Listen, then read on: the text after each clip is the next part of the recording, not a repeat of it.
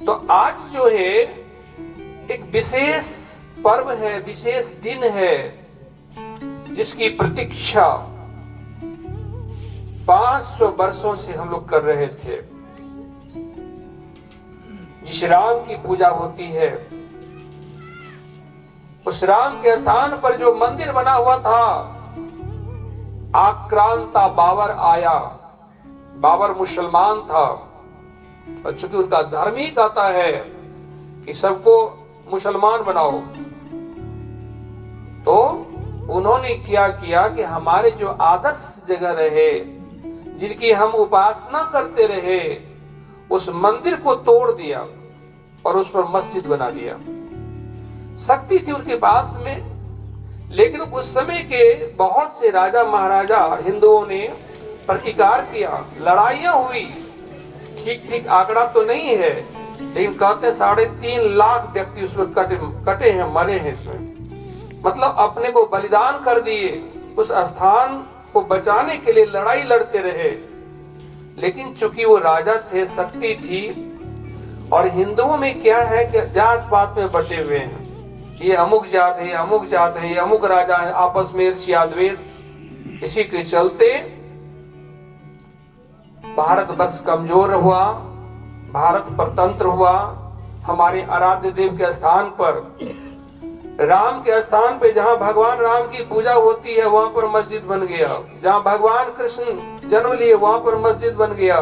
जहां भगवान श्री विश्वनाथ की पूजा होती है, वहां मस्जिद बन गया। और हमारे देश की सरकारें कुछ ऐसी होती रह गई जिन्होंने कभी भी उसको सही करने का प्रयास नहीं किया। लेकिन ये तो हम लोगों का सौभाग्य है कि भारत वर्ष में ऐसे अभी प्रधानमंत्री बने हैं जिन्होंने कभी माथे पर टोपी नहीं पहना। ये नहीं कि मस्जिद जा रहे हैं, मुसलमानों को खुश करना है तो टोपी लगा लेंगे, ऐसा नरेंद्र मोदी ने कभी नहीं किया। ठीक है, हम प्रधानमंत्री हैं, हमारा धर्म है, हमारा कर्तव्य है भारत के नागरिकों के लिए काम करना। मुसलमान हो चाहे ईसाई हो चाहे कोई भी हो, सबके लिए करते हैं। लेकिन मुसलमान खुश हो जाए तो हम टोपी लगा लें, नमाज पढ़ने चले जाएं, ऐसा नरेंद्र मोदी ने कभी नहीं किया, जबकि हमारे नेता लोग ऐसा ही करते रहे थे।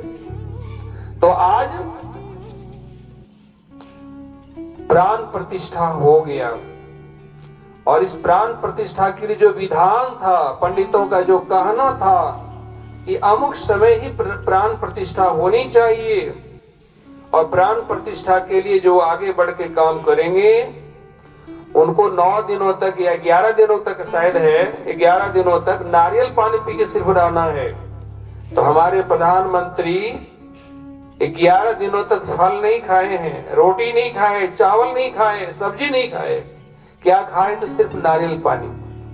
और ऐसा भी नहीं कि हमको रेस्ट लेना है, जो जहां कार्यक्रम रहा हर जगह जाना है, बैठ के काम करना है। 18 घंटा बैठ के काम करते हैं वो, हम लोग नहीं कर सकते। हम लोगों को एक दिन काम करना पड़े ना, दूसरे दिन हॉस्पिटल में लेना पड़ेगा सर, लेकिन वो करते हैं।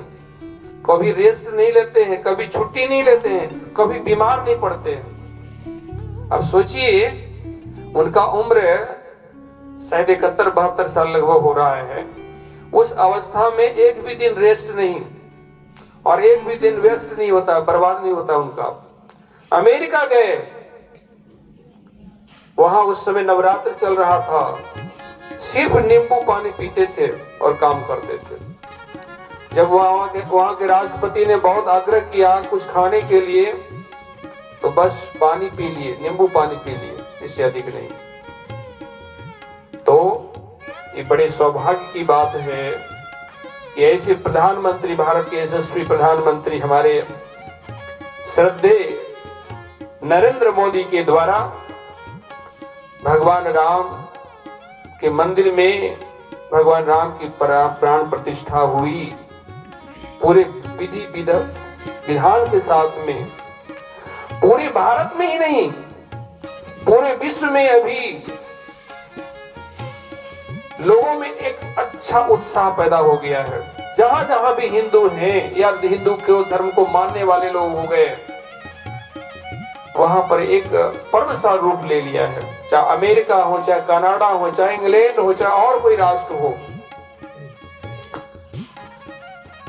आज कहते हैं पटाखा बनाने का भी, बजाने का भी एक तरह से छूट दिया गया, लाइसेंस दिया गया। जहां भी हिंदू हैं, जिसके भी अंदर में थोड़ा सा भी भावना कि मैं हिंदू हूं और होना चाहिए, तो आज वो जय श्री राम के नारे लगा रहे हैं। मैं अभी आया, जगह जगह मैंने देखा झंडे फहरा रहे हैं, कुछ कार्यक्रम किए हुए हैं, जय श्री राम के नारे लग रहे हैं। तो जिन्होंने हमें जन्म दिया है, जिस धरती पे हमने जन्म लिया है,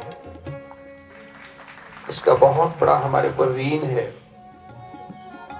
जब लंका विजय प्राप्त कर लिए भगवान राम ने,